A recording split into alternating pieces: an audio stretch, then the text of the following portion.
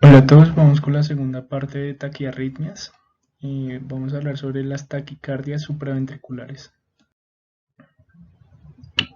En esta sección vamos a hablar sobre el diagnóstico electrocardiográfico y sobre el manejo de las diferentes taquicardias supraventriculares.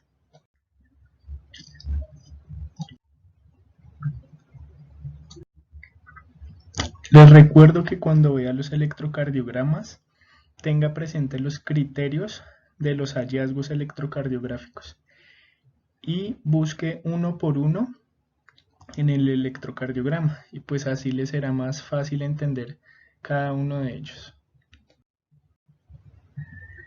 Empecemos con las taquicardias auriculares. Entonces empecemos con la taquicardia sinusal, es un ritmo iniciado en el nodo sinusal y puede deberse tanto a causas fisiológicas como causas patológicas. Esta última, entonces se le llamará la taquicardia sinusal como inapropiada.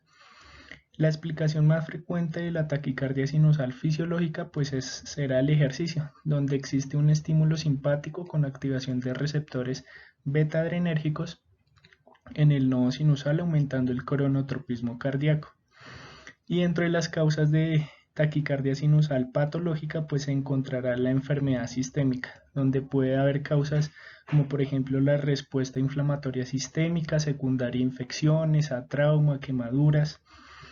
Otra será la compensación adrenérgica ante la hipoperfusión, es decir, la primera fase o la fase inicial de un choque.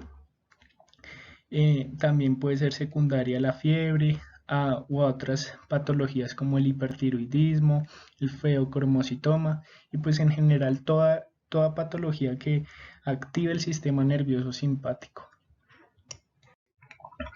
Esta es una tablita donde encuentran las causas más extensas de la taquicardia sinusal fisiológica y algunas causas patológicas. Vean que también fármacos y drogas ilícitas pueden causar taquicardia sinusal. Por lo que será una recomendación es que sean acuciosos con la historia clínica y con el examen físico para encontrar las causas de taquicardia sinusal y siempre tengan presente diferenciar entre una fisiológica de una patológica. ¿Qué hallazgos electrocardiográficos encontrarán en la taquicardia sinusal? Pues será un ritmo sinusal normal, una frecuencia cardíaca por encima de los 100 latidos por minuto y pues busquen siempre el ritmo regular, la presencia de las ondas P que siempre precedan a los complejos QRS, que el complejo QRS no sea ancho, que hayan ondas P positivas en derivaciones inferiores, se puede encontrar una P bifásica en B1, que el ABR sea negativo y que D2 se encuentre positivo. Siempre recuerden que para diferenciar las taquicardias supraventriculares nos vamos a fijar siempre en el intervalo RP. Ojo, no estoy diciendo intervalo PR, sino el intervalo iniciado en una onda R, es decir acá, hasta el final de una onda P, es decir hasta acá. Ese es el intervalo RP. Y van a ver que hay patologías o taquicardias supraventriculares donde ese intervalo va a ser corto o va a ser largo. De nuevo el ritmo se iniciará en el nodo sinusal, pues las vías internodales llegarán al nodo auriculoventricular y recuerden que dentro del nodo auriculoventricular hay una vía rápida y una vía lenta y que ambas conducen hacia el haz de His y pues a las fibras de Purkinje. Pero recuerden que en este caso en la taquicardia sinusal no habrá devolución o reentrada por la vía rápida del nodo auriculoventricular.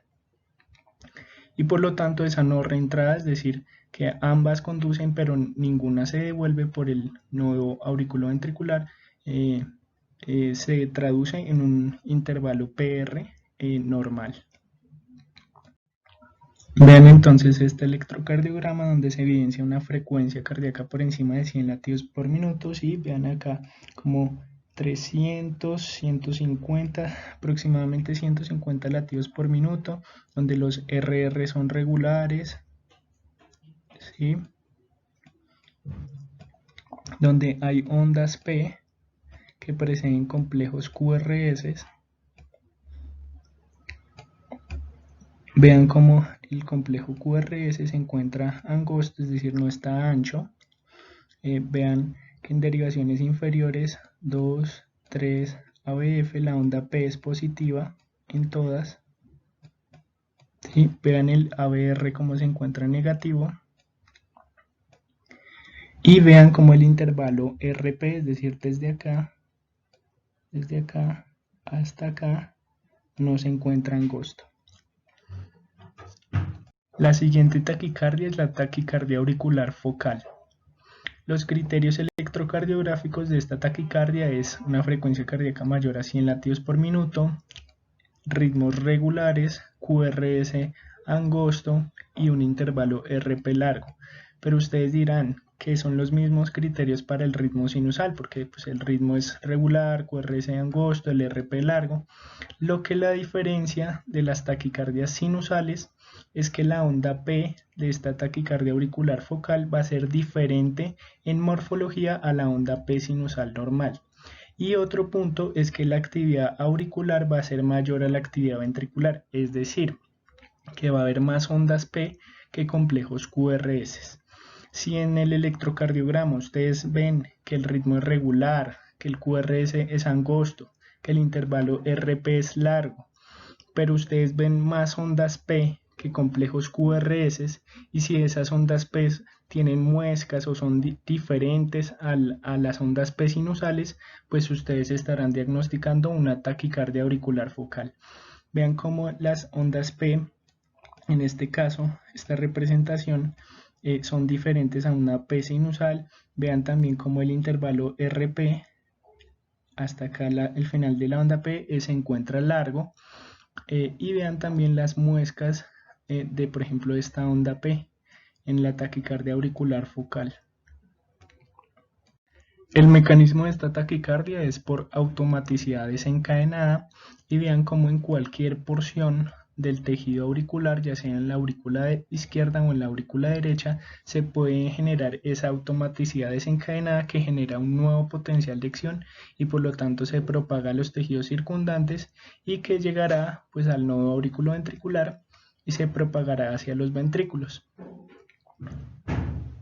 De nuevo, vean cómo en una porción ectópica al nodo sinusal, pero en una sola, no en varias, del tejido auricular se genera ese latido ectópico que se propaga a toda la aurícula izquierda y a la aurícula derecha y que ingresa a los ventrículos mediante el nodo auriculoventricular y el haz de His y se propaga a los ventrículos.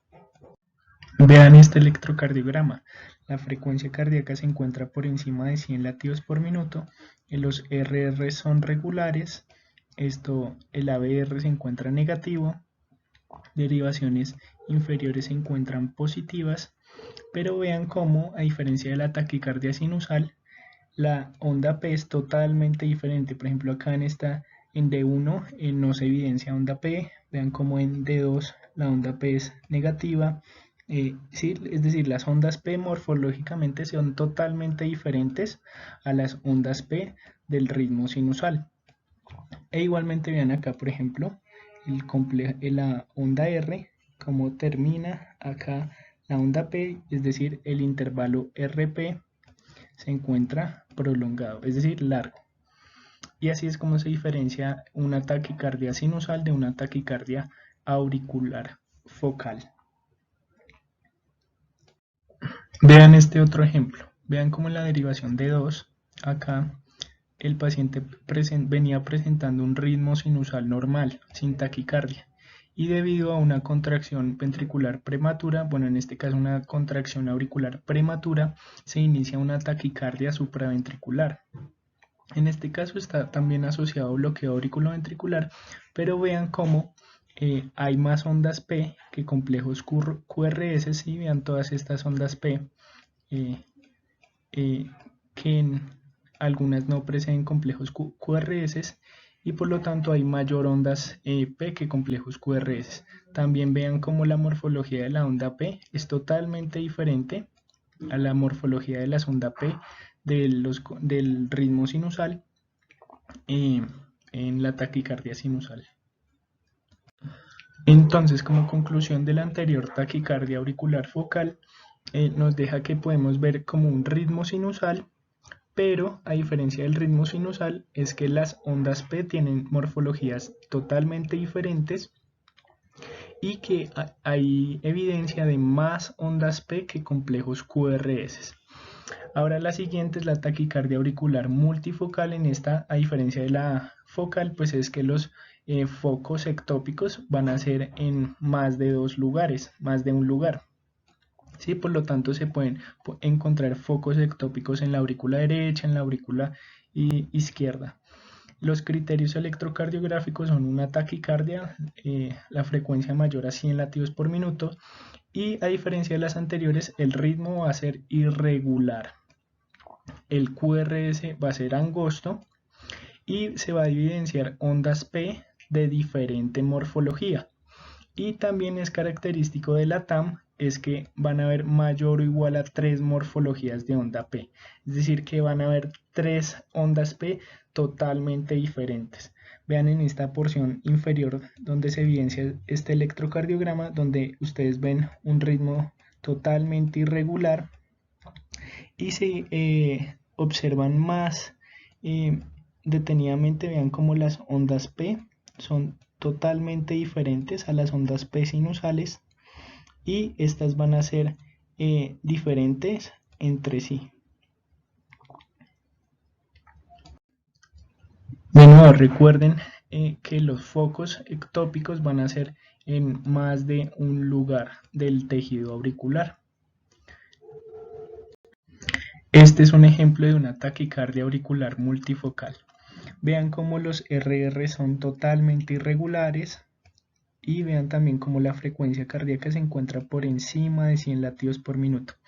Y a diferencia de las anteriores, estas estrellitas nos muestran las diferentes morfologías. Entonces, por ejemplo, vean todas las estrellitas verdes, es decir, P1, la morfología es igual entre ellas. Vean como P2, es decir, las estrellitas azules, la morfología es igual entre ellas. Y vean esta onda P, como es igual a esta otra onda P. Y por último, vean la onda P3, las estrellitas moradas, cómo van a ser la morfología, entre ellas totalmente iguales. Si vean en estas ondas P, cómo se evidencia su similitud, y por lo tanto en este electrocardiograma lo que se encontraría entonces es frecuencia cardíaca por encima de 100 latidos por minuto, RRs regulares, complejos QRS estrechos, y vean estos complejos QRS no están angostos, y las ondas P de diferente morfología, más ondas P que complejos QRS, y entre las mismas ondas P hay diferentes morfologías entre ellas. Vean este otro ejemplo, frecuencia cardíaca mayor a 100 latidos por minuto, RRs irregulares, ¿sí? Como se evidencia complejos QRS estrechos, y vean que las ondas P, por ejemplo en este P1 largo, se encuentran de diferente morfología. Por ejemplo, vean, comparen esta onda P que se encuentra acá con esta onda P que se encuentra acá, o esta onda P. Sí, hay más de 3 ondas P totalmente diferentes entre ellas. Este es otro ejemplo. Vean cómo la frecuencia cardíaca se encuentra por encima de 100 latidos por minuto, las RR se encuentran totalmente irregulares, el QRS se encuentra angosto, y vean cómo las morfologías de las diferentes ondas P son totalmente distintas entre ellas. ¿Sí? Vean cómo se encuentran las ondas P diferentes entre ellas. Y vean este último ejemplo de una taquicardia auricular multifocal, frecuencia cardíaca por encima de 100 latidos por minuto, RRs totalmente irregulares, complejos QRS estrechos, y vean las morfologías de las ondas P totalmente diferentes entre sí, entre cada una de ellas. ¿Sí? Tengan en cuenta que Este podría ser el diferencial de una fibrilación auricular. La fibrilación auricular es RRs irregulares, frecuencia cardíaca por encima de 100 latidos por minuto, pero la diferencia entre estas dos es que en la taquicardia auricular multifocal sí va a haber evidencia de ondas P, ¿sí? Por ejemplo, esta, a ver, busquemos una onda P que se vea bien bonita. Esta de acá, ¿sí? Vean esta onda P bien distinguible a diferencia de la fibrilación auricular, donde no va a haber evidencia de ondas P. La siguiente taquicardia auricular es la taquicardia auricular por macrorreentrada, es decir, el flúter auricular. Y en este caso, esta macrorreentrada se va a encontrar en el istmo cabo tricuspidio. Entonces los criterios electrocardiográficos es una frecuencia cardíaca por encima de 100 latidos por minuto. En esta diferencia de las anteriores se puede encontrar un flúter regular o un flúter auricular irregular, por lo que siempre deben tenerlo en cuenta. El QRS se va a encontrar estrecho angosto y la característica del flúter auricular es que se van a evidenciar las ondas P en sierra u ondas F mayúsculas. Siempre no es buscarlas a la loca en todas las derivaciones, sino siempre tenga en cuenta que se van a evidenciar más que todo en las derivaciones inferiores y en V1, por lo que siempre que vea un electrocardiograma y sospeche este flúter auricular, busquen 2, 3 ABF y en V1 las ondas P en sierra. Y cuando el flúter auricular o la taquicardia auricular por macrorreentrada no depende del istmo cabo-tricuspidio, usted lo puede evidenciar en el electrocardiograma. Cuando depende del istmo cabo-tricuspidio, en las derivaciones inferiores, estas ondas F se van a encontrar negativas, es decir, esas ondas P en sierra van a estar negativas, mientras que en V1 esas ondas F van a encontrarse positivas. Mientras que cuando esa taquicardia auricular por macrorreentrada no depende del istmo cabo-tricuspidio, va a evidenciarse totalmente lo contrario. Las ondas F van a estar positivas y no negativas en derivaciones inferiores, ¿sí? Y se va a encontrar negativa en V1 a diferencia de como ocurre acá arriba. Entonces esto es lo que va a suceder en el flúter auricular, donde un potencial de acción iniciado en el nodo sinusal va a llegar al nodo auriculoventricular y pues se va a propagar normalmente a los ventrículos. Pero vean cómo una vía accesoria ubicada en el istmo cabo-tricuspidio va a permitir esa circulación o esa reentrada del potencial de acción, y donde va a quedar circulando, reentrando por el nodo auriculoventricular y por esta vía accesoria en el istmo cabo-tricuspidio. Vean en estos pequeños electrocardiogramas cómo se va a evidenciar, por ejemplo en este caso, un RRs irregulares y las típicas ondas F o ondas P en sierra, ¿sí? Que son características del flúter auricular. Y vean, por ejemplo, en este lado como en las derivaciones inferiores 2, 3 ABF, las ondas P en sierra se van a encontrar negativas, ¿sí? Vean. Y en la derivación B1, estas ondas F en sierra se van a encontrar positivas. Por lo tanto, esto indicaría que el origen de esa reentrada se va a encontrar en el istmo cabo-tricuspidio. Entonces no se les olvide, ondas P en sierras, puede haber RRs regulares o irregulares, QRS estrecho y pues tienen el diagnóstico de un flúter auricular. Este es otro ejemplo de la diferencia entre si se genera en el istmo cabo-tricuspidio o no depende del istmo cabo-tricuspidio. Vean el electrocardiograma de la zona A, donde en las derivaciones inferiores 2, 3 y ABF, las ondas F en sierra se van a encontrar negativas, ¿sí? Vean cómo se encuentran negativas, y en la derivación B1 estas ondas F van a estar positivas, ¿sí? Vean esta onda P positiva, a diferencia de las que no dependen del istmo cabo-tricuspidio, es decir, en sentido horario. Vean cómo en las derivaciones inferiores 2, 3 y ABF, las ondas F en sierra no van a estar negativas sino positivas. Si vean esta de acá positiva, por ejemplo vean estas de acá negativas. Y vean cómo en B1 se encontrará las ondas P negativas a diferencia de las derivaciones inferiores. Vean este otro electrocardiograma. Se ve feo, yo sé, pero recuerden lo que les dije al inicio.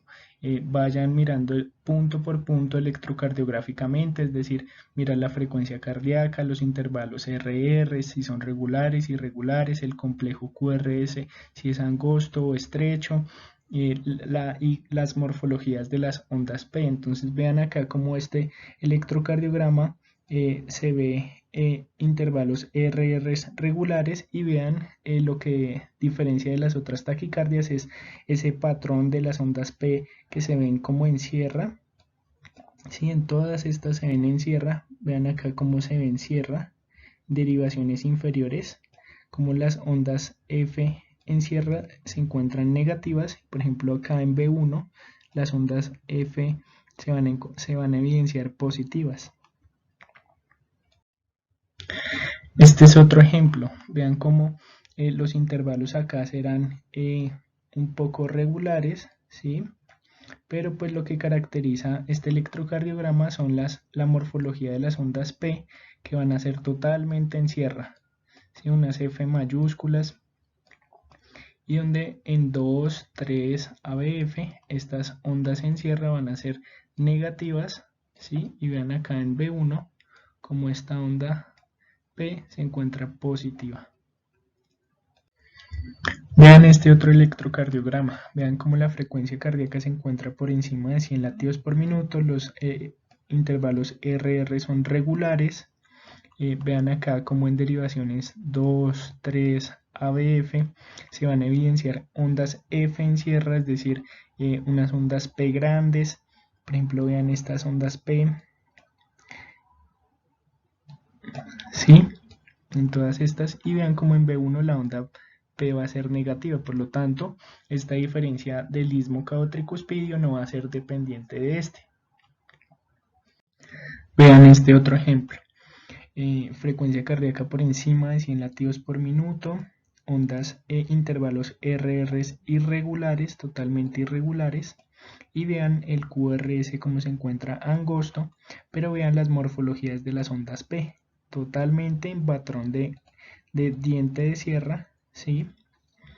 Vean este en derivaciones inferiores de 3, cómo se van a encontrar las ondas F en sierra negativas, indicando pues un flúter auricular dependiente del istmo cabo-tricuspidio. Y la última taquicardia de origen auricular será la fibrilación auricular, pero como es un tema tan extenso, pues será revisado por aparte. Ahora, las taquicardias supraventriculares iniciadas en la unión auriculoventricular o taquicardias junctional.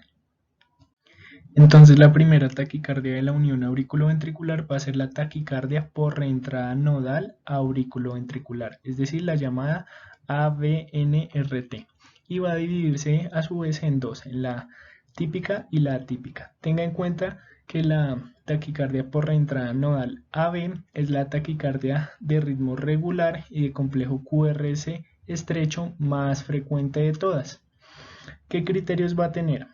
Una frecuencia cardíaca por encima de 100 latidos por minuto, unos ritmos regulares, un complejo QRS angosto, y a diferencia de las otras va a tener un intervalo RP corto.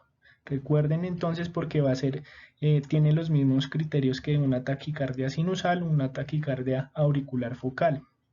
¿Sí? Ritmos regulares, QRS angosto, frecuencia por encima de 100 latidos por minuto, pero vean que el intervalo RP no va a ser largo, sino en este caso va a ser corto. Hay que diferenciar la típica y la atípica. que el intervalo RP en la típica va a ser largo, a diferencia de la atípica. Ya les mostraré más adelante las diferencias entre estas dos. También se puede evidenciar pseudo ondas R' en V1 o pseudo ondas S' en derivaciones inferiores. Y también otro hallazgo característico es que se va a evidenciar ondas P retrógradas, es decir, antes o después del complejo QRS, y la causa va a ser una micro reentrada. Entonces vean en estos electrocardiogramas como el intervalo PR, esta es una onda P, ¿sí? No confundirla con una onda T, sino que esta onda P, y por eso se llaman retrógradas, porque va a estar después del complejo QRS. Y vean como el intervalo RP va a encontrarse corto, ¿sí? La explicación de esta taquicardia es una micro reentrada, y es micro reentrada porque va a ocurrir dentro del nodo auriculoventricular y por eso se llama reentrada nodal auriculoventricular. Entonces en este caso se va a perder ese bloqueo de la entrada de la vía rápida en la vía lenta, por lo que en este caso la vía rápida va a reentrar por esa vía lenta y va a quedar circulando en las aurículas ese potencial de acción, generando nuevas despolarizaciones auriculares y generando la taquicardia.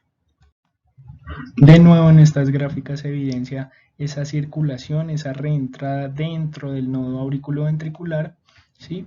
Que va a generar la reentrada a las aurículas, generando pues nuevas despolarizaciones auriculares.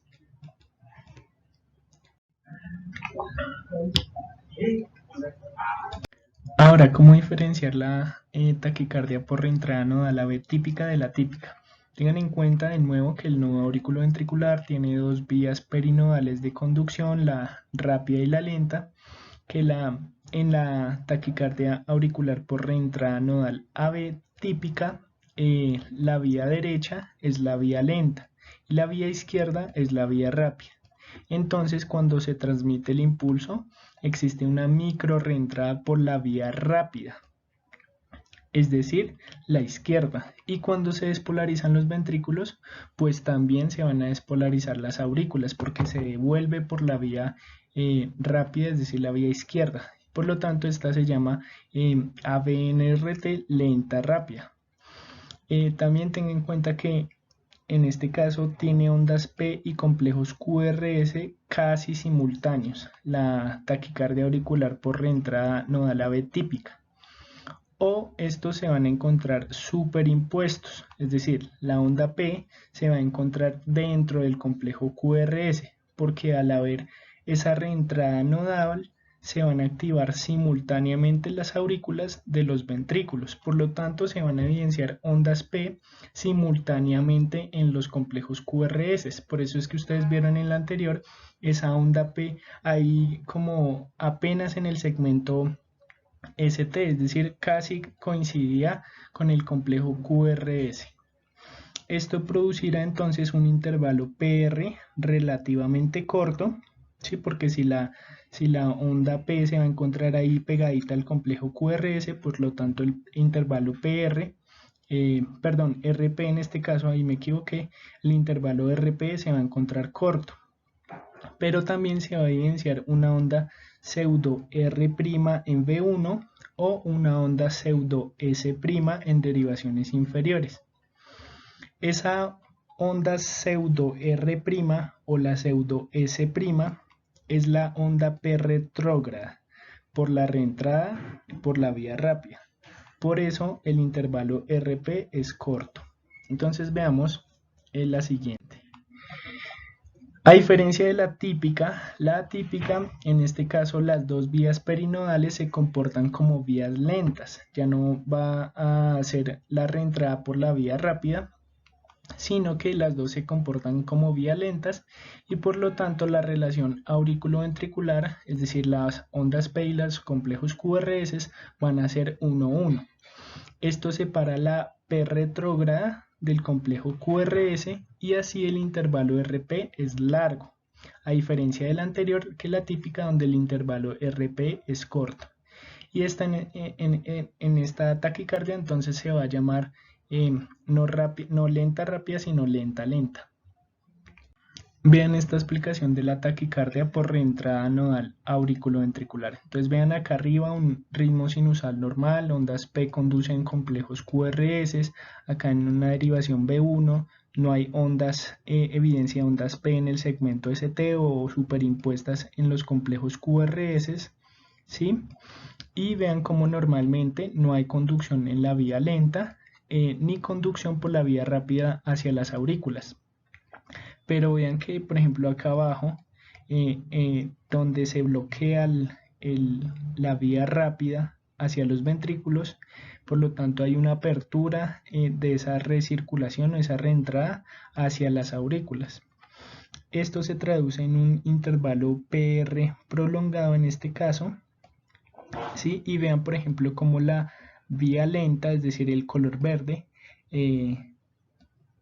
se dirige hacia los ventrículos y genera complejos QRS pues normales.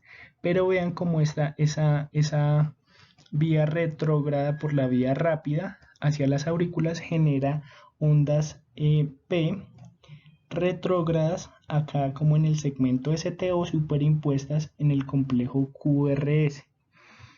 ¿Sí? Y vean también como por ejemplo en la derivación B1 se evidencian estas pseudo R', ¿sí? A diferencia de por ejemplo el ritmo sinusal normal, donde por ejemplo vean acá no hay una onda R', y acá si vean cómo se evidencia esa onda P en todo el complejo QRS, es decir, se está devolviendo o está reentrando ese potencial de acción por el nodo auriculoventricular hacia las aurículas, generando una despolarización auricular nueva, y como va a ocurrir al mismo tiempo que los ventrículos, por lo tanto se van a observar ondas P en todo el complejo QRS. Y de igual manera vean cómo el intervalo RP va a ser corto, ¿sí? Es corto y no largo. Y de igual manera vean los RRs regulares, ¿sí? Y la taquicardia en sí. Entonces así es que se diagnostica una taquicardia por reentrada del nodo auriculoventricular típica. Y esta es la explicación, o acá se evidencia una taquicardia por reentrada del nodo auriculoventricular, pero ahora atípica. ¿Cómo es la diferencia con la típica? Entonces vean que les dije que el intervalo RP, ¿sí? Vean en este caso acá va a ser largo y no corto. Esta es la onda P, ¿sí? Y vean que no va a haber ondas P interpuestas en los complejos QRS. Electrocardiográficamente pues yo me acordaría así que en la típica las ondas P no van a estar superimpuestas en los complejos QRS, sino que van a encontrarse posterior a los complejos QRS.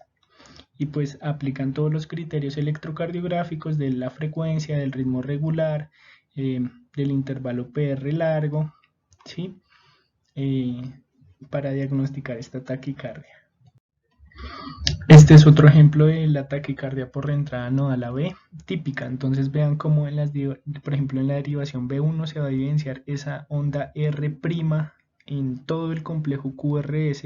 Acá sí, vean acá cómo se evidencia esa muesca de la onda R', ¿sí? Y vean cómo por ejemplo en derivaciones inferiores el intervalo RP es corto, pero vean las muescas de las ondas S', ¿sí? Vean acá esta muesca, vean acá esta muesca de onda R', vean acá esta muesca de onda R', indicando pues una taquicardia por reentrada nodal auriculoventricular.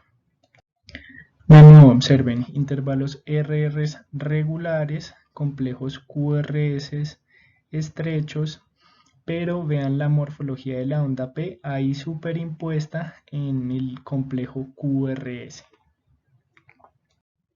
Este es otro ejemplo, frecuencia cardíaca por encima de 100 latidos por minuto, ritmos o intervalos RRs regulares, complejos QRS estrechos, Pero vean, por ejemplo, en la derivación B1, estas muescas de R's primas, ¿sí? Ahí apenas terminado el complejo QRS.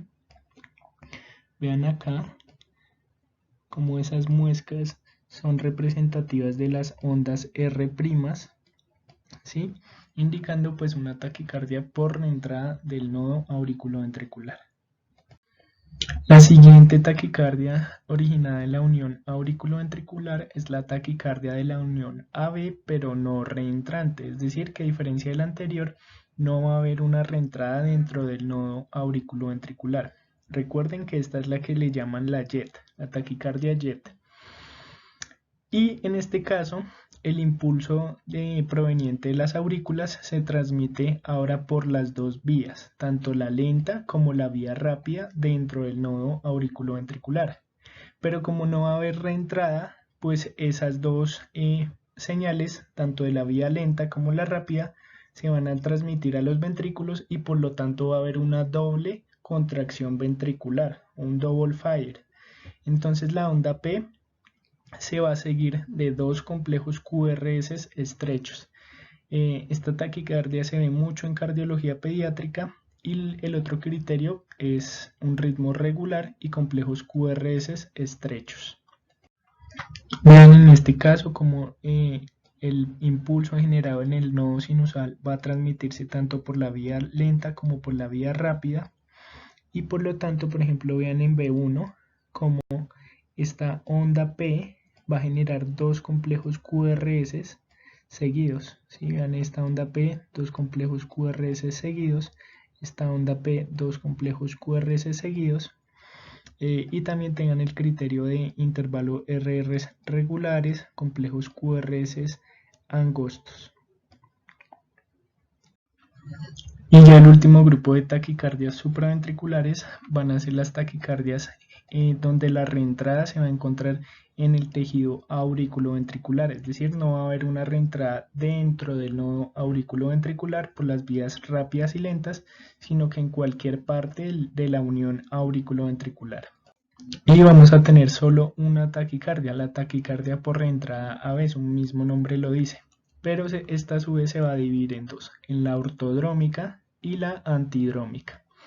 ¿Cuál es la diferencia? Vean en el lado izquierdo como la taquicardia por reentrada B ortodrómica va a haber una vía accesoria en el tejido auriculoventricular, ¿sí? A diferencia de, por ejemplo, la taquicardia por reentrada nodal, donde la reentrada va a estar acá mismo, sino en este caso la reentrada va a estar dada por una vía accesoria en la unión aurículo-ventricular. Entonces la ortodrómica es que la circulación del potencial de acción va a ser antihorario, es decir, hacia la izquierda, es decir, en esta dirección.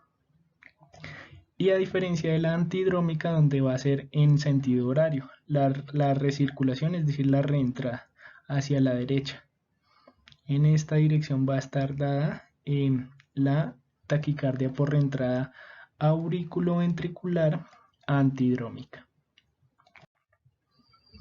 De nuevo está la explicación, vean acá en la izquierda la ortodrómica, como por esta vía accesoria en este tejido de unión auriculoventricular va a reentrar el potencial de acción hacia las aurículas y pues se va a devolver por el nodo auriculoventricular hacia los ventrículos y va a quedar recirculando, reentrando por esta vía en sentido antihorario.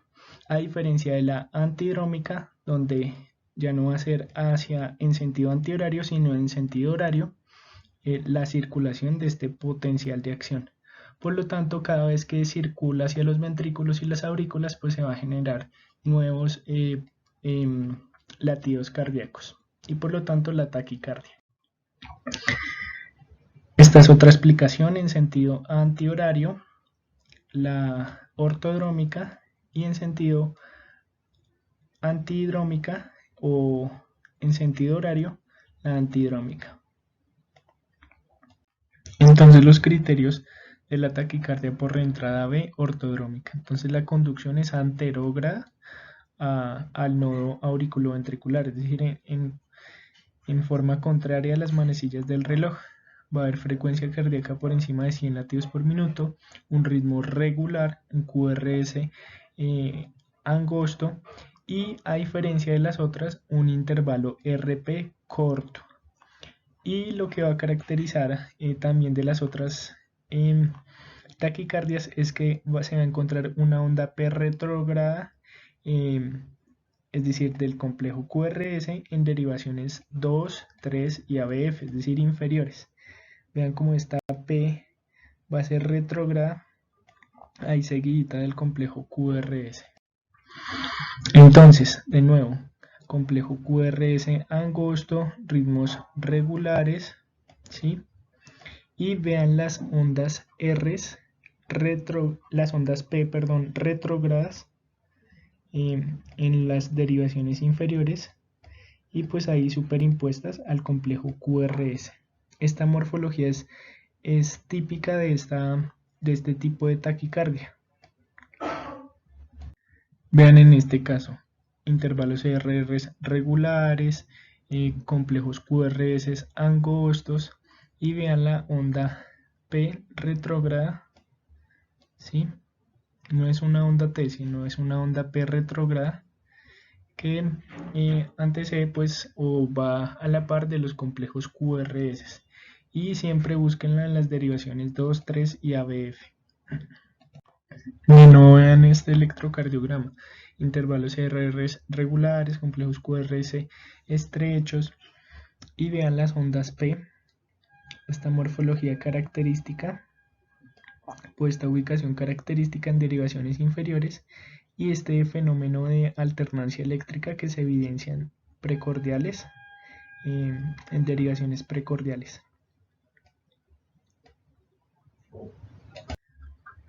Y ahora la taquicardia por reentrada B antidrómica, en este caso va a ser en dirección de las manecillas del reloj, es decir, una conducción anterógrada por el ventrículo y retrógrada por el nodo auriculoventricular. En esta ocurre en un 8% de los pacientes que tienen Wolff-Parkinson-White y los hallazgos electrocardiográficos serán una frecuencia cardíaca mayor a 100 latidos por minuto, un ritmo regular y, a diferencia de las otras, es que el complejo QRS va a ser ancho. Y esta es la primera taquicardia supraventricular que evidenciamos un complejo QRS ancho. Por lo tanto, no todas las taquicardias ventriculares o no todas las taquicardias de complejo ancho serán taquicardias ventriculares. En este caso hay una onda delta en la porción inicial del complejo QRS porque los ventrículos se activan precozmente por la vía accesoria y por lo tanto, por lo que es complejo QRS ancho, se asemeja o es muy parecida a una taquicardia ventricular, por lo que no hay que confundirla. Entonces, en este caso, vean cómo esta taquicardia por reentrada B antidrómica se da por una vía accesoria atriofascicular. Vean cómo los ritmos o los intervalos son regulares, ¿sí? Y vean cómo el complejo QRS se encuentra ancho.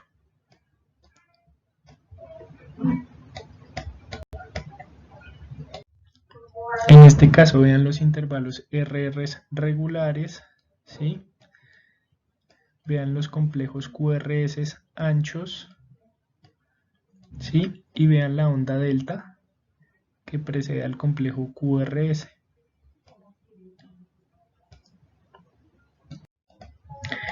Y les dejo este algoritmo, este es el algoritmo de St. George para la localización de las vías accesorias. Si algún día quieren profundizar el tema y quieren saber en qué lugar se encuentra la vía accesoria, pues tienen este algoritmo donde se van guiando por la distancia del complejo QRS y por las morfologías de las ondas R o S si son mayores o menores en voltaje. E igualmente, para el que quiera profundizar aún más, para localizar las vías accesorias en presencia de preexcitación, es decir, en los pacientes que tienen Wolff-Parkinson-White, pueden seguir este algoritmo para localizarlas. Ahora, he creado pues un algoritmo electrocardiográfico para encontrar las diferentes taquicardias, porque sé que todos esos criterios electrocardiográficos pues a uno muy probablemente se le olvidan. Entonces el día que tengan un electrocardiograma con una taquicardia, entonces ustedes solo tienen que ver el electrocardiograma y seguir el siguiente algoritmo.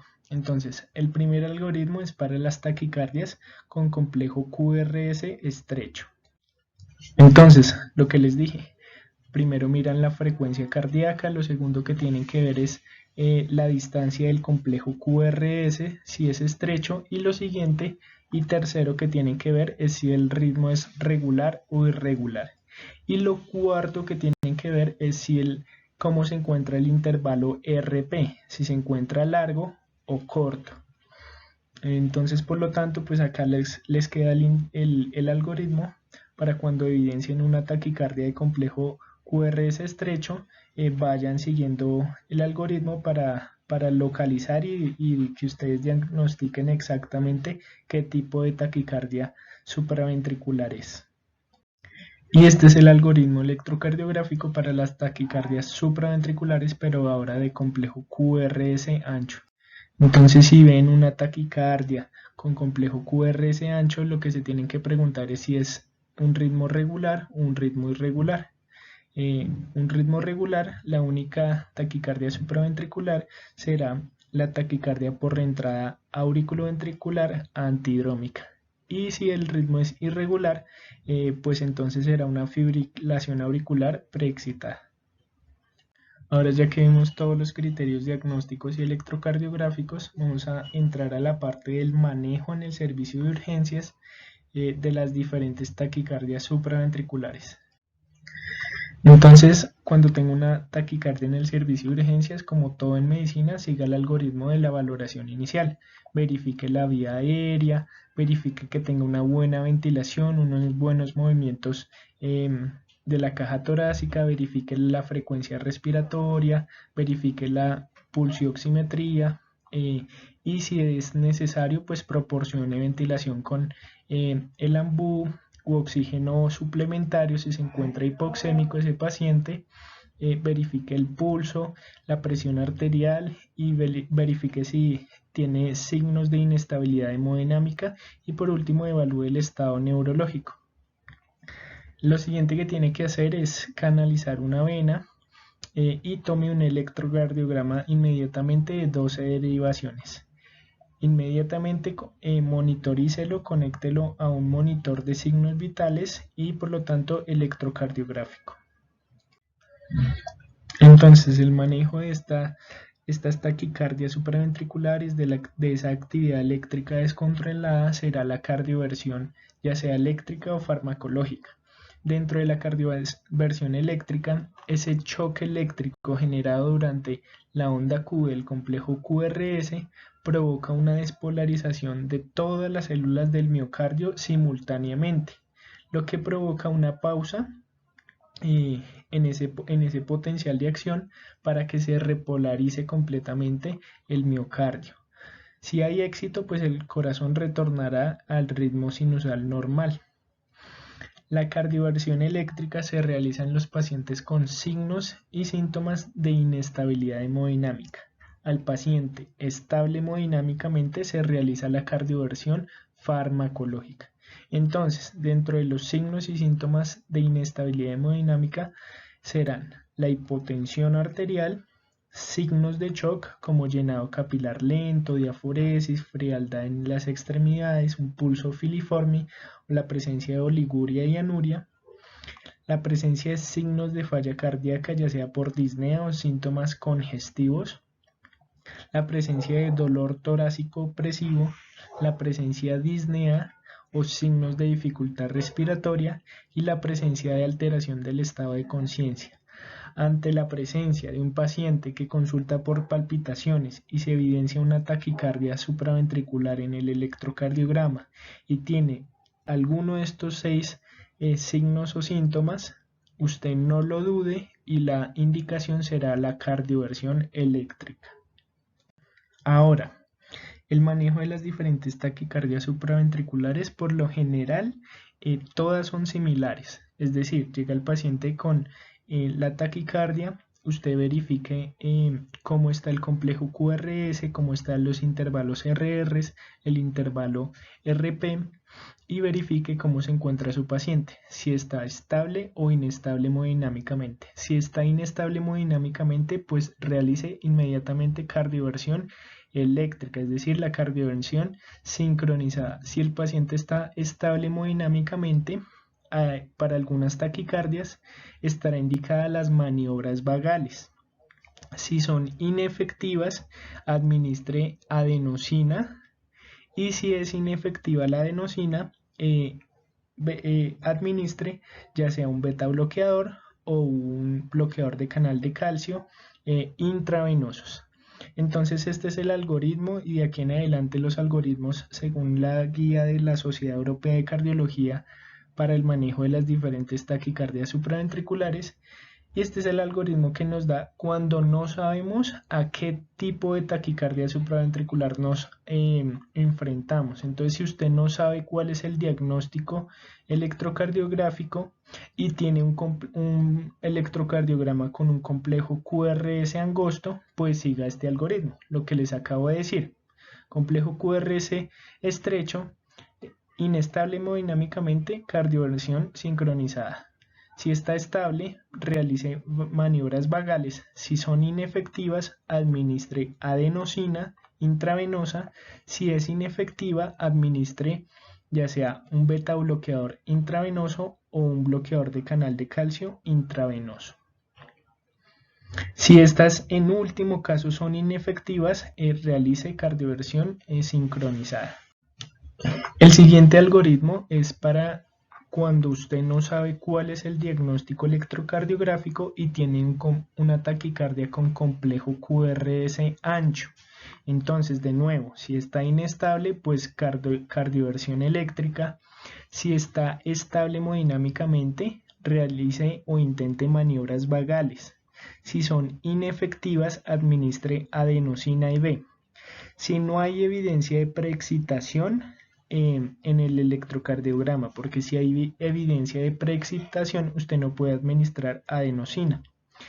Si en dado caso la adenosina es inefectiva, tiene la posibilidad de administrar, o lo siguiente que hay que hacer es administrar ya sea amiodarona intravenosa, o si hay disponibilidad, si usted tiene disponibilidad, procainamida intravenosa.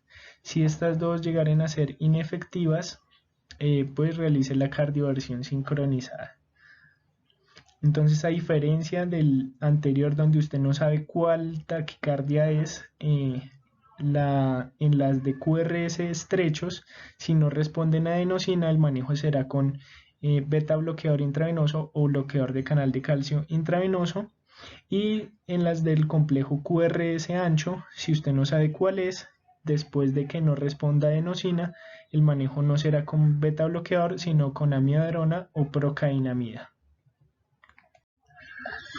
Entonces, como regla general, la adenosina responde para las taquicardias supraventriculares, mientras que para las taquicardias ventriculares no responden a la adenosina. Entonces este cuadro lo que nos muestra es las diferentes diagnósticos según la respuesta o no la respuesta a la adenosina. Entonces, si usted administró adenosina y no hubo efecto, es decir, persistió la taquicardia, entonces evalúe si es que usted administró una dosis inadecuada de adenosina o si es que el paciente tiene una taquicardia ventricular. Ahora, si el paciente usted le administró la adenosina y se terminó súbitamente, pues muy probablemente ese paciente haya tenido una taquicardia supraventricular tipo por reentrada del nodo AB o por reentrada auriculoventricular o una taquicardia auricular focal desencadenada. Pero si el paciente se le administró la adenosina y persistió la taquicardia y el paciente presentó un bloqueo auriculoventricular de alto grado, es decir, se bloqueó con un grado 3, es decir, un bloqueo AB grado 3, muy probablemente ese paciente haya tenido un flúter auricular o una taquicardia auricular focal por microrreentrada. Es decir, que para el flúter auricular y para la taquicardia auricular focal por microrreentrada no sirve la adenosina, por lo tanto usted no va a administrar adenosina en estos casos porque ya sabe que se va a bloquear el nodo auriculoventricular. Ahora, en último escenario, si usted administra la adenosina y hay una reducción gradual de la frecuencia cardíaca, pero luego inmediatamente se reaceleró, volvió a haber taquicardia, muy probablemente ese paciente haya tenido una taquicardia sinusal, una taquicardia auricular focal automática o una taquicardia de la unión ectópica, una JET. Entonces tenga en cuenta y recuerde, tengan presente en su mente que cuando usted tenga una taquicardia y administra adenosina, verifique si respondió o no respondió. Si no respondió, si persistió la taquicardia y se generó un bloqueo auriculoventricular de nuevo, o si se terminó súbitamente, o si hubo una disminución de la frecuencia cardíaca pero súbitamente volvió a aumentar la frecuencia cardíaca, entonces tenga en cuenta estos diferentes diagnósticos según la respuesta a la adenosina. Yo me aprendí así, que las que no responden a la adenosina pues son las taquicardias ventriculares, que la taquicardia que disminuyó pero se reaceleró inmediatamente pues es una taquicardia sinusal, y las que terminan súbitamente, es decir, las que responden bien, pues son las taquicardias supraventriculares tipo reentrada nodal AB o reentrada B, o la taquicardia auricular focal. Y las que se bloquean con un bloqueo AB auriculoventricular de tercer grado es el flúter auricular. Ahora, los algoritmos específicamente de cada tipo de taquicardia. Entonces empecemos con la taquicardia sinusal, ya sea fisiológica o patológica. Si es fisiológica, pues fácilmente disminuirá en reposo, pero la taquicardia sinusal patológica, lo que usted tiene que hacer primeramente es tratar las causas reversibles, es decir, tratar la patología, la enfermedad sistémica. Que si tiene fiebre o respuesta inflamatoria, pues dele antipiréticos, maneje el dolor y maneje específicamente la patología. Si es inefectiva, es decir, por ejemplo, un paciente séptico, si usted a pesar de administrar los bolos de cristaloides, de iniciar el manejo antibiótico, del manejo analgésico, el manejo antipirético, el paciente persiste con taquicardia sinusal, pues usted tiene la posibilidad de administrar beta bloqueadores o ivabradina. Si alguno de ellos es inefectivo y el paciente se encuentra asintomático y tiene reentrada nodal recurrente de ese nodo sinusal, es decir, que el paciente a pesar del beta bloqueador o la ivabradina presenta dolor torácico, palpitaciones, un poco disneico, entonces pregúntese si hay que administrar un bloqueador de canal de calcio, y si no hay disponibilidad, pues realice ablación por catéter, o igualmente si esa administración del bloqueador de canal de calcio fue inefectiva, pues se realizará la ablación por catéter. Si el paciente se encuentra asintomático, pues continúe o administre conjuntamente la ivabradina y el beta bloqueador. Entonces, para este caso, para recordarlo, la primera opción es tratar la causa. Si no responde, ivabradina o beta bloqueador. Si no responde y está asintomático, diré, se junta los dos, es decir, se administra ivabradina más beta bloqueador. Y si no hay disponibilidad o está sintomático, administre un bloqueador de canal de calcio, y si no, en últimas, se realizará la ablación por catéter. Ahora, si usted identifica una taquicardia auricular focal en el manejo agudo, entonces pregúntese, ¿inestable o estable? Si está inestable, cardioversión. Si está estable, administre adenosina. Si es inefectiva, administre beta bloqueador IV o bloqueador de canal de calcio IV. Si es inefectiva, entonces podrá administrar amiodarona o propafenona o flecainida o ibutilida. Si todas estas son inefectivas, realice cardioversión sincronizada.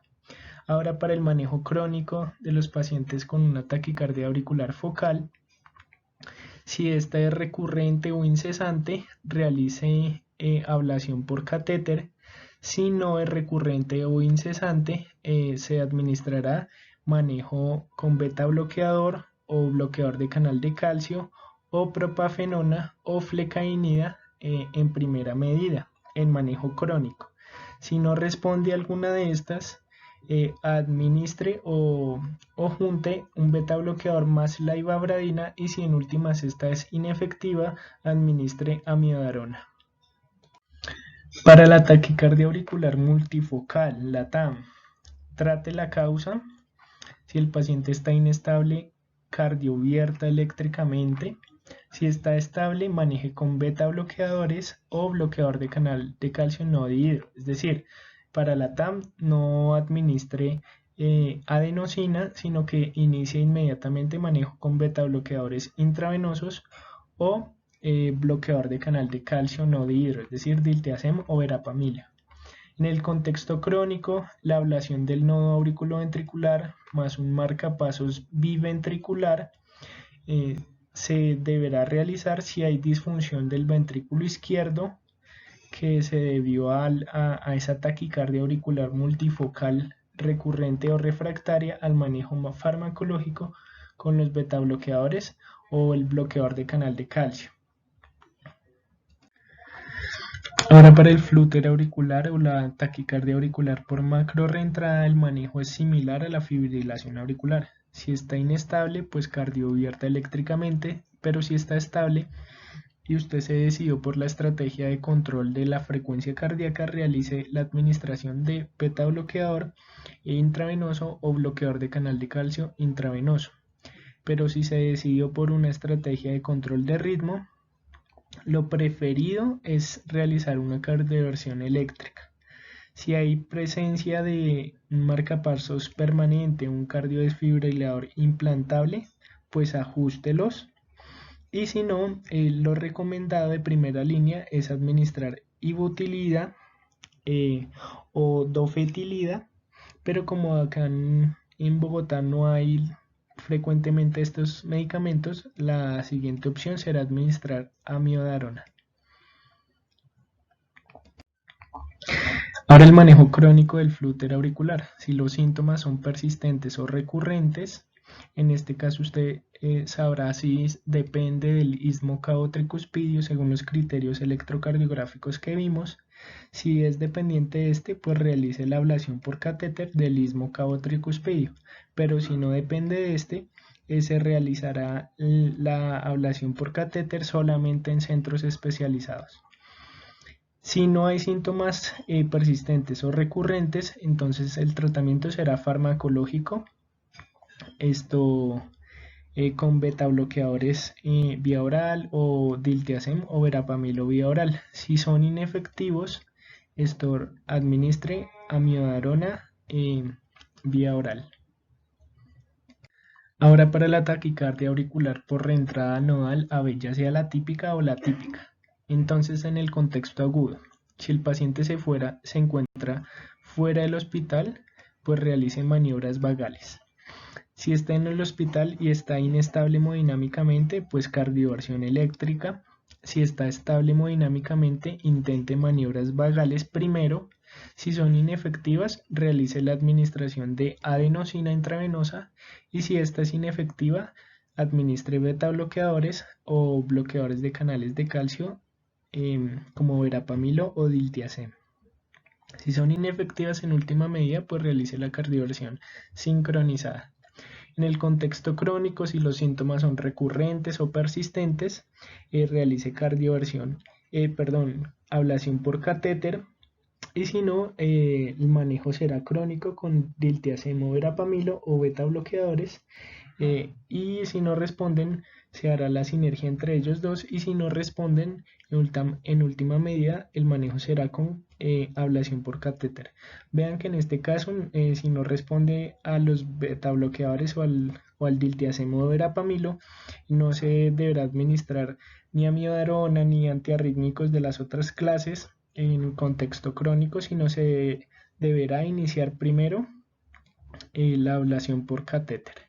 Ahora la taquicardia auricular por reentrada B, sea la ortodrómica o la antidrómica. En el contexto agudo, si no está en el hospital, maniobras vagales. Si está en el hospital, inestabilidad hemodinámica, cardioversión eléctrica. Si no hay inestabilidad hemodinámica, maniobras vagales.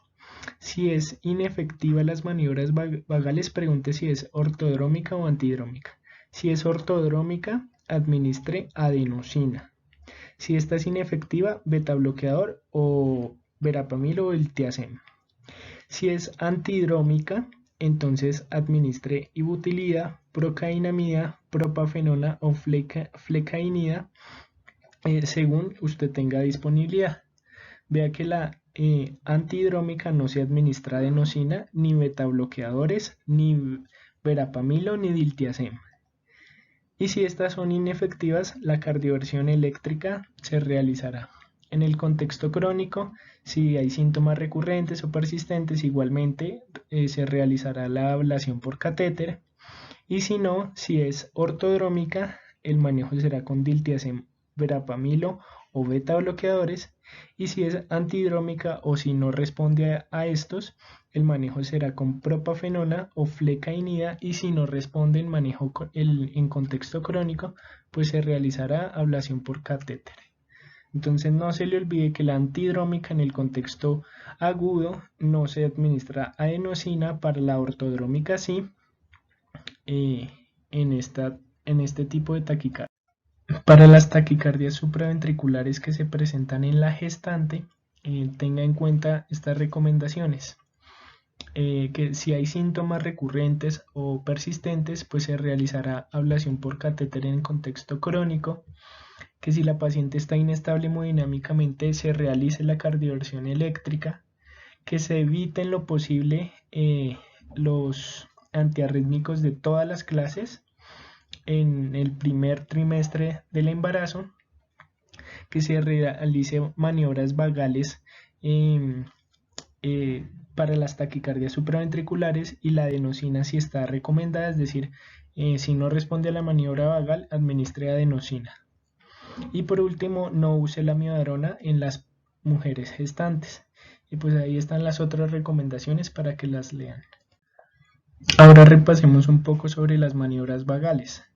En las maniobras vagales lo que se hace es estimular el receptor carotidio para causar un estímulo reflejo del nervio vago, es decir, aumentar el tono vagal y por lo tanto disminuir el cronotropismo cardíaco. Ese aumento del tono vagal resulta en la liberación de acetilcolina en el nodo sinusal y en el nodo auriculoventricular, y por lo tanto disminuirá la frecuencia cardíaca, es decir, cronotropismo negativo. ¿Cuáles son las dos maniobras? Uno es la maniobra de Valsalva y dos es el masaje del seno carotidio. Se prefiere la maniobra de Valsalva. ¿Cómo se realiza la maniobra de Valsalva? Se sienta el paciente en una camilla y se le dice que sople fuertemente por 15 segundos en una jeringa de 10 cc. Inmediatamente pasan los 15 segundos, se coloca en posición supina y se elevan los miembros inferiores inmediatamente. Y usted verifica la monitorización cardíaca, cómo respondió esa taquicardia. La otra opción es realizar el masaje del seno carotidio, y se masajea unilateralmente en el triángulo carotidio con rotación lateral contralateral de la cabeza al lado del masaje que se le está realizando, y recuerde solo masajear por 5 segundos nada más. Entonces así es como se realiza. En una jeringa de 10 cc se le da al paciente, se quita el émbolo y se le dice que en posición sentada sople la jeringa por 15 segundos. Una vez termine de soplar fuertemente por 15 segundos, se acuesta al paciente en decúbito supino y se elevan los miembros inferiores inmediatamente y se verifica el monitor cómo respondió. Esta es otra imagen, al paciente se le dice de nuevo que sople fuertemente por 15 segundos la jeringa de 10 cc.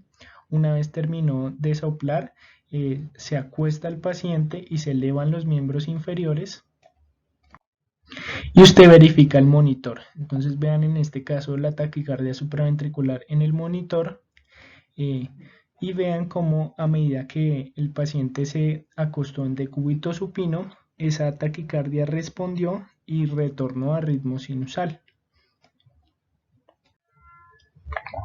El masaje del seno carotidio será en el triángulo carotidio unilateralmente con rotación lateral de la cabeza contralateral al lugar donde se realizó el masaje del seno carotidio. Tenga en cuenta en pacientes adultos mayores o con una enfermedad cardiovascular porque puede desprenderse una placa aterosclerótica y hacer un ataque cerebrovascular isquémico. Y ahora, cómo se realiza la cardioversión eléctrica sincronizada en los pacientes con inestabilidad hemodinámica. Recuerde siempre aplicar sedación y analgesia antes de realizar la cardioversión. ¿Con qué se puede realizar la sedación? Midazolam 0.1 mg por kilo intravenoso o intramuscular, Propofol 1 mg por kilo intravenoso o etomidato 0.3 mg por kilo endovenoso. Y realice la analgesia con un opioide, con morfina, por ejemplo, 0.1 mg por kilo endovenoso o fentanilo 5 microgramos por kilo intravenoso. Siempre tenga en cuenta la posibilidad de presión respiratoria, por lo que tenga listo el carro de paro y pues realice ventilación de soporte con ventilación a necesidad. Coloque el modo sincrónico o sincronización, el modo sync en el monitor, aplique gel a las palas y si se administra en monofásico, administre 50 primero, luego 100, luego 150 joules cada minuto. Si se encuentra en un monitor bifásico, administre 70 primero y luego 120 joules cada minuto. Y máximo se dan 3 descargas, no administrar más. Tenga preparado el carro de paro y esté listo para manejar la vía aérea si el paciente presenta apnea. Otra cosa es que un profesor me decía que si el paciente se encuentra inestable hemodinámicamente, no lo dude, no le tenga miedo a la cardioversión eléctrica. Tenga muy bien presente los conocimientos, realice una buena analgesia y sedación y de ventilación apropiada y administre las descargas adecuadas en esos casos. Ahora las dosis de la adenosina y los betabloqueadores y los antiarrítmicos. La adenosina se administra un bolo de 6 miligramos endovenoso. Se administra rápido en las venas antecubitales, seguido de 10 cc de solución salina isotónica e inmediatamente se levanta el miembro superior. Esto porque la adenosina se metaboliza por las esterasas eritrocitarias, por lo que si se demora en llegar al corazón, pues se va a metabolizar esas 6 miligramos de adenosina y pues no va a servir para nada. Si el paciente no respondió a los 2 minutos, bueno, al minuto o a los 2 minutos, se puede administrar un segundo bolo de 12 miligramos intravenosos. Y la guía dice que se puede considerar una tercera dosis de 18 miligramos, pero pues en la práctica no se realiza mucho. Las que yo he visto solamente, o la mayoría responde con los 6 miligramos o con 12 miligramos un segundo bolo. El metoprolol se da un bolo de 2.5 a 5 miligramos intravenoso cada 5 minutos por 3 dosis, es decir, máximo 15 miligramos. El esmolol se puede utilizar un bolo de 0.5 miligramos por kilo, es decir, 500 microgramos por kilo en un minuto o se inicia una infusión de 0.05 a 0.3 miligramos por kilo minuto, es decir, 50 a 300 microgramos kilo minuto. El diltiazem se administra una dosis de 0.25 miligramos por kilo, alrededor de 20 miligramos serán por 2 minutos, y se puede dar una dosis adicional de 0.35 miligramos por kilo. El verapamilo se administrará una dosis de 0.075 a 0.15 miligramos por kilo, es decir, aproximadamente entre 5 a 10 miligramos por 2 minutos. Y por último, la ivabradina de 5 miligramos cada 12 horas. Si no se acuerda la dosis, pues en las diapositivas se encontrarán las mismas y las consultará usted. La dosis de la amiodarona. La dosis es de 5 a 7 miligramos por kilo por 1 a 2 horas y se continúa a 50 miligramos cada hora por 24 horas. La propafenona se dará una dosis de 2 miligramos por kilo en 10 minutos. La procainamida una dosis de 15 miligramos por kilo por 30 a 60 minutos y se continuará una infusión de 30 miligramos minuto, máximo 17 miligramos por kilo, y se mantiene a 2 a 4 miligramos minuto. La ibutilida se administra 1 miligramo por kilo en mayores de 60 kilogramos en 10 minutos, y si el paciente pesa menos de 60 kilogramos se da 0.01 miligramo por kilo en 10 minutos. Tenga en cuenta entonces, para el manejo crónico, las ablaciones por catéter son dirigidas, invasivas, en los lugares donde se generan esas reentradas o se inician esas actividades eléctricas extras. Espero le haya servido. Gracias.